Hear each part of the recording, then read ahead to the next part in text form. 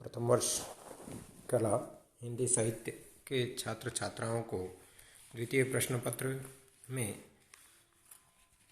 आधुनिक निबंध नामक पुस्तक में संकलित साहित्य में आत्माभिव्यक्ति लेखक डॉक्टर नगेंद्र के निबंध की समीक्षा करने जा रहे हैं।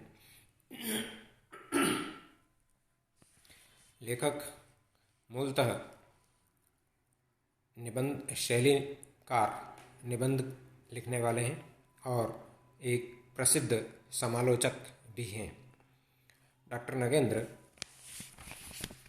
विचारात्मक निबंध लेखन में प्रमुख भूमिका अदा कर चुके हैं, क्योंकि इनकी आलोचनात्मक समीक्षाओं के कारण ये आलोचक के रूप में प्रमुख भूमिका अदा करते हैं।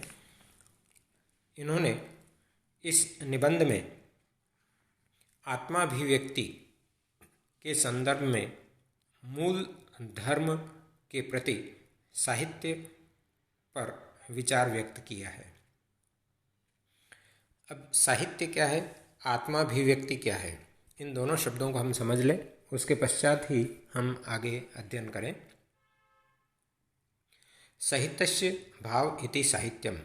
भारतीय वाङ्मय में साहित्य की परिभाषा इस प्रकार से दी है, अर्थात जो दूसरों के हित की बात करे वही साहित्य है। अगला शब्द है आत्माभिव्यक्ति। इसमें दो शब्द है, आत्मा और अभिव्यक्ति। इसमें आत्मा का संदर्भ या आत्मा से संबंध मूल रूप से मनुष्य के अंतःकरण से संबंधित है।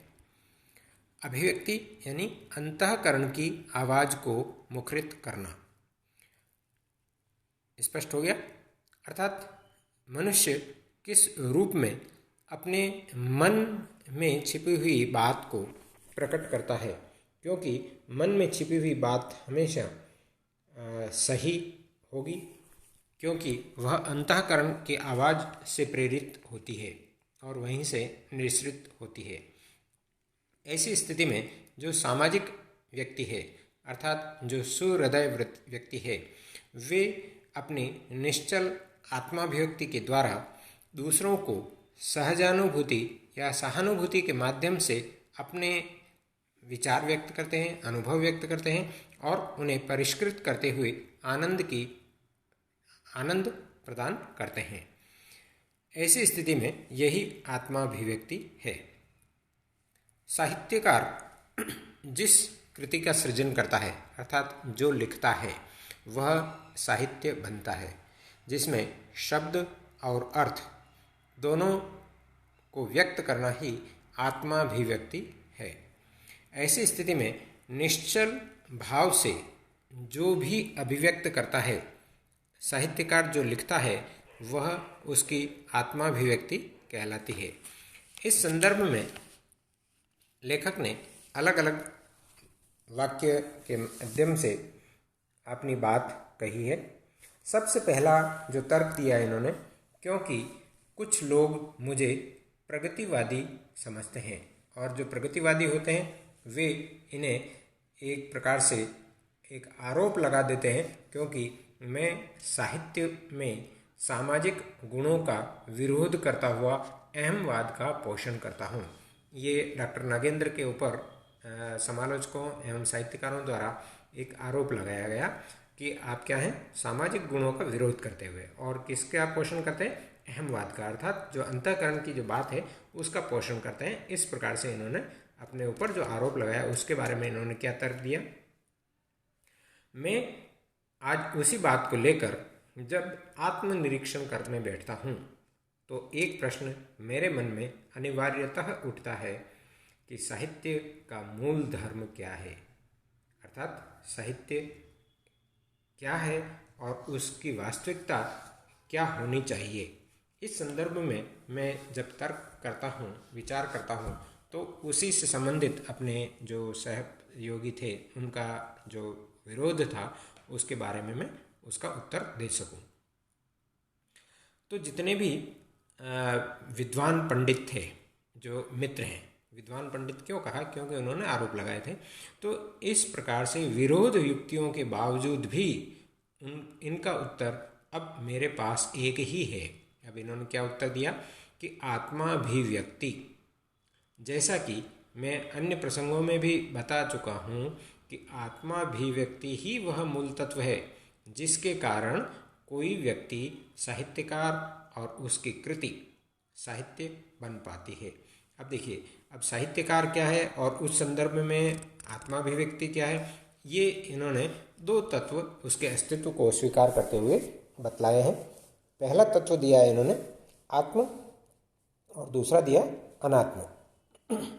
अब आत्म तत्व क्या है और अनात्म तत्व क्या है, ये थोड़ा एक दर्शन की बात है जो शायद आपको समझने में कठिन हो, फिर भी इसे समझना अनिवार्य भी है और पर्याप्त भी है। क्योंकि आत्म तत्व क्या है, अर्थात अपनी मन की जो बात है जो आत्मा से सृजित होती है, इसे हम दूसरे शब्दों में यूँ कह लें जो हमारी बोलचाल की भाषा में कि मेरे मन की बात, मेरे मन की बात अर्थात अंतःकरण की जो बात है उसे मैं स्वीकार कर लूँ। इसको एक उदाहरण में अपन देख सकते हैं। जैसे आपके पास में कोई एक मित्र बैठा हुआ है, उसका ध्यान कहीं अन्यत्र है और आप उसके पास बैठे हुए हैं और एक कोई सज्जन आता है और वहाँ से एक पुस्तक या पेन उठाकर अपने पास रख लेता है, या तो उसे चिढ़ाने के लिए रखता है या फिर वह उसे पसंद आ गया। ऐसी स्थिति में जब आप देख रहे हैं आपका मित्र है, फिर भी आप यह प्रयास करेंगे कि वह पेन या पुस्तक उसे न लेने दें।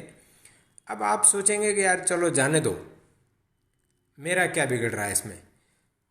परंतु जब यह बात आपके मन में आई, परंतु फिर वापस एक विचार आया, नहीं नहीं, मुझे इसे रोकना चाहिए क्योंकि यह मेरे मित्र की पुस्तक या पेन है।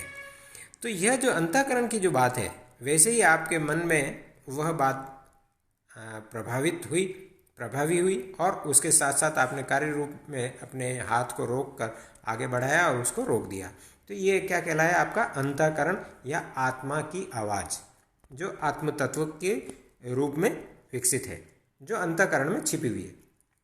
दूसरा है अनात्म, जो चराचर में व्याप्त है। अब इसे दूसरे शब्दों में इन्होंने यह भी स्पष्ट किया कि ये जो दो धाराएं हैं, कौन सी? एक तो है अद्वैतवाद और दूसरा है भौतिकवाद। अद्वैतवाद क्या है? अर्थात इस संपूर्ण सृष्टि में या संपूर्ण संसार में जो कुछ भी व्याप्त है, चाहे वो जड़ है या चेतन है, तो इन सभी के मध्य कोई भी एक प्राण तत्व निहित रहता है। अब आप बोलेंगे साहब कि सजीव है उसमें तो प्राण तत्व है और निर्जीव होता है उसमें प्राण तत्व नहीं होता है, परंतु ये दोनों ही प्राण तत्व को ग्रहण किए हुए हैं। यह अद्वैतवाद का जो दर्शन है वह बतलाता है। दूसरा आपका आया कि भौतिकवाद। भौतिकवाद क्या है? जिसे अर्थशास्त्र की भाषा में द्वंद्वात्मक भौतिकवाद कहते हैं, और इसमें द्वंद्वात्मक भौतिकवाद में मूलतः अर्थ प्रधान रहता है। अर्थ प्रधान से सीधा आशय मुद्रा, जिसमें मुद्रा का चलन और उससे संबंधित अभिव्यक्ति होती है, और उसी को इन्होंने प्रमुखता प्रदान की है। आगे की बात हम अगले वीडियो में करते हैं। धन्यवाद।